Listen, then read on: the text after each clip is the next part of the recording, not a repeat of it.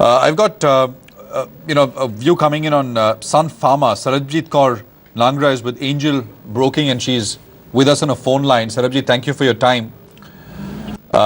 So, is it a good time to buy Sun Pharma with a year plus sort of time horizon? We believe that concerns are purely near term, and obviously we believe that things will turn around for Sun, but it makes sense only for long-term investors to get in this point in time. Because next few quarters are going to be choppy. More than top line still they have indicated will be max to max flat. But in terms of bottom line, it will be, I think they will be taking a lot of write-ups the way they have been indicating. So, right. Yeah, we believe that, it makes sense definitely. Yeah. Okay. No, financially a 15, I think the EPS was about 23 rupees or so, right? 16 should be, say, let's assume it's 20. Yeah. What kind of multiple? You'd give it 30? 30 times PE multiple? Sun Pharma normally has enjoyed around 28. Would have been at 30 if performance would have continued to remain steady and stellar. But because of Ranbaxy now, 28 is something that people would be ready to give in. But I think it's going to take time, Yeah, no, so I mean, if you take, say, 23, 22 rupees in earnings and 28 times multiple, you'd say that there's still downside from here, right? No, see, the thing is when a company is going through tough times, P multiples, especially when on the operating front it's going through tough time, P multiple is not the right multiple to look at it. Then you would probably looking at EV to sales, because what you mean to say is that the problems are near term and profitability once bounces back, then the P concept makes sense. Right now in Sun Pharma, P will be inflated because operating performance will not be as per Sun Pharma's history and not even as per their operating matrix. So to look at from P perspective, in the short term it will be misleading. So on a EV to sales, we have accorded us around 6 times. Because even Lupin trades at around 5 times in a fair multiple EV to sales. So I think 6 times being the leader in the pack, 6 times is fair enough. So to that extent, 950 is a price where we are comfortable on this too. Okay. EV by sales is 6 times. Okay, fair enough. And you're saying that Lupin trades at about 5. That's what you're saying? Yeah, but this is after Ranbaxy, it's become much more larger in terms of sales, and obviously once its profitability improves, because in spite of taking a knockdown of profitability by FY17, Sun Pharma will be doing around 6,000 crore of net profit. So obviously it's established its leadership position definitely.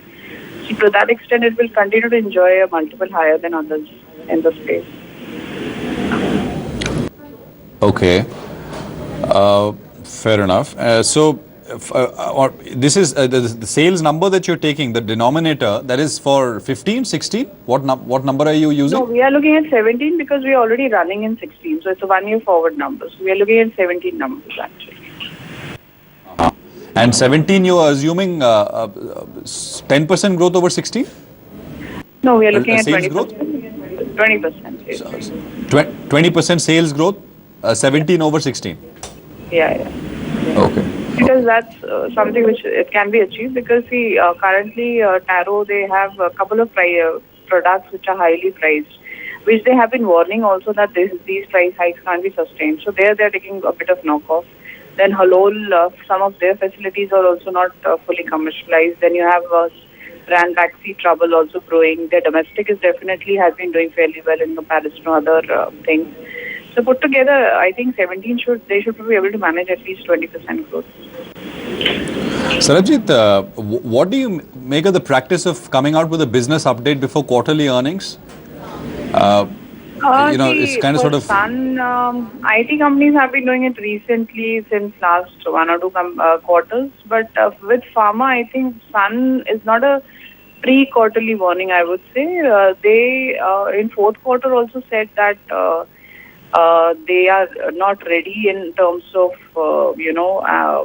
giving any guidance for FY16 because Ranbaxy had just got merged. So I think they would have taken a quarter to do all the assessment in terms of numbers, in terms of profitability, sales, and everything to figure out where they stand vis-a-vis. And since it's one of the large components in the indices, probably they would have taken an initiative to inform investors before the results come out. So I guess it's just an initiative, and it's an annual guidance, which I think I think it has far more implications. And it's not a normal business happening there in terms of this year, because they will be taking a lot of extraordinary hits, which probably will come to know once the quarters pass by. In last quarter also, they had taken a big hit on the OPM by writing off some expenses which were 10% of their merger-related expenses. So those kind of hits they have been taking. Okay, all right, fair enough. Sarabjit, we'll leave it there. Yeah. Okay, fair enough. Got that. Thank you for taking a call on short notice. Appreciate you joining us today. Sarabjit Kour Nangra with Angel. She thinks that Sun is a good bet. PE might seem inflated, but you should look at it from an EV by sales perspective, and there it is quite okay. Financial year 17 EV by sales, she's saying Sun is at about 6 times. All right, let's sort of talk about something which we don't talk about quite often. A weekend getaway destination. Lonavala is what I'm referring to.